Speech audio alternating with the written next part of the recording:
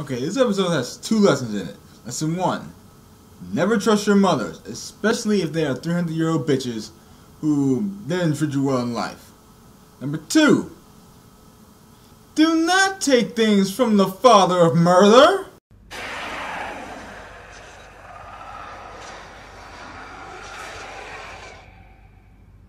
The Hunger Games. No, wait.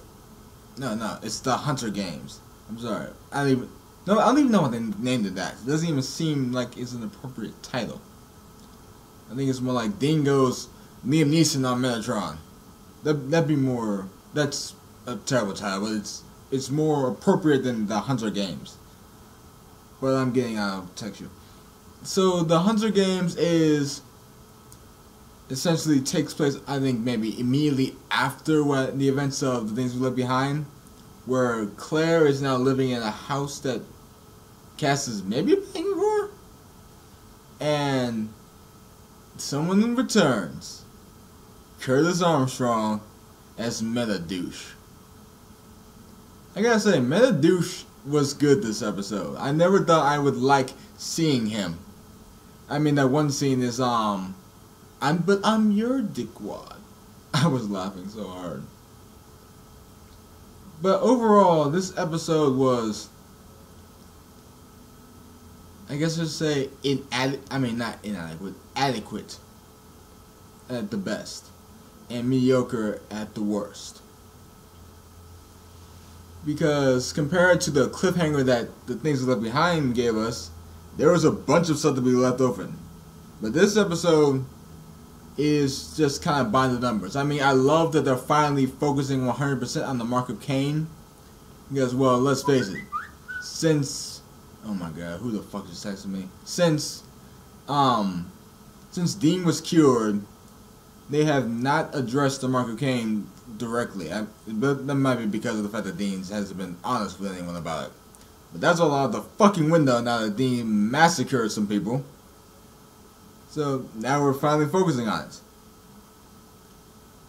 But it's still kind of mediocre. I mean, the fact that Crowley hit the first blade with his bones. Come on, really?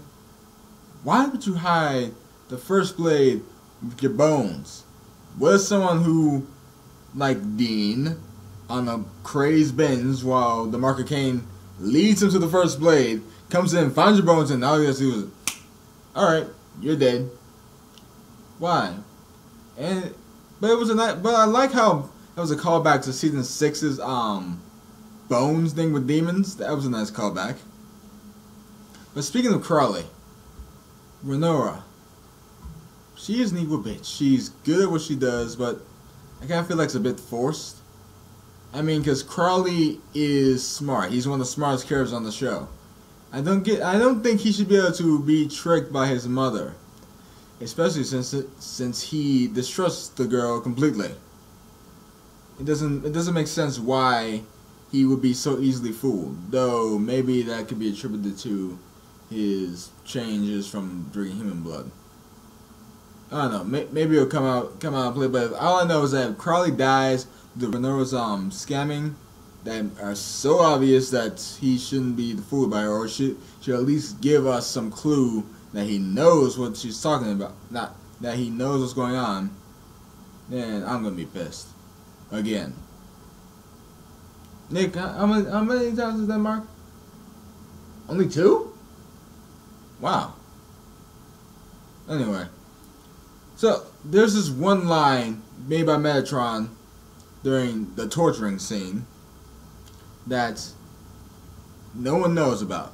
It resonated with Dean, and it's resonating with us. And we all know that supernatural, not knowing stuff is half the fun. And nothing is done by accident. That is going to turn into play at some point. And the quote is, "The river ends at its source." Now I have 3 theories for that. One could be the river would end Cain. Another would be the river would end with Lucifer. Or, God forbid, Sam, because Cain had to kill his brother. But I'm not leaning towards the Sam one. or John and Mary. I know that was 4, but I didn't mean to say 3. But yeah, this is just it's adequate at best, mediocre at worst. So what would I give this rating to? I will say it is a 5 out of 10. It's good. It's just not great.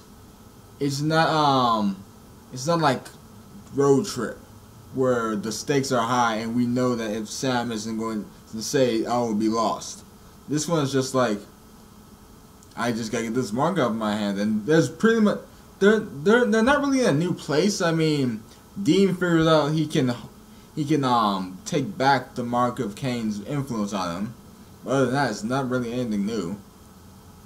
And closing thoughts. Why would you leave Claire on the road to hitchhike, Castiel? What if she's raped? She's a teenager. I get the message that sometimes that she's a loner. She needs to figure out her own path, so that means she has to do it alone. But that doesn't mean you leave her on the road to hitchhike. Realize what the most dangerous thing you can do? Come on. Now, but did you guys see the new episode? If so, what did you think about it? And I'm curious to hear your theories about the river ending at its source. So whatever you thought and whatever your theories, comment below. And as always, if you want to see more, click that subscribe button.